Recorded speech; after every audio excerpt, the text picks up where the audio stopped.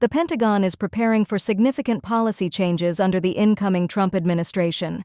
Some high-ranking military officers may face the end of their careers. President-elect Donald Trump has nominated Pete Hegseth to lead the Department of Defense.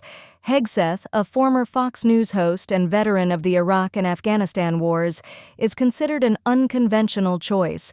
His nomination has caused concern within the defense industry. The Trump administration is expected to dismantle diversity, equity, and inclusion (DEI) training and policies in the military. Trump criticized such initiatives during an August 21st rally in Asheboro, North Carolina. He stated that, "If you want to have a sex change or a social justice seminar, then you can do it somewhere else, but you're not going to do it in the Army, Navy, Coast Guard, Air Force, Space Force, or the United States Marines." Sorry. Trump pledged to remove military leaders who supported these initiatives. High-ranking officers at the Pentagon, including those not traditionally viewed as political appointees, could be affected.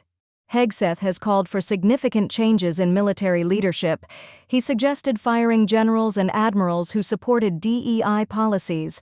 In a podcast interview, he emphasized the need to eliminate leadership involved in what he termed woke initiatives.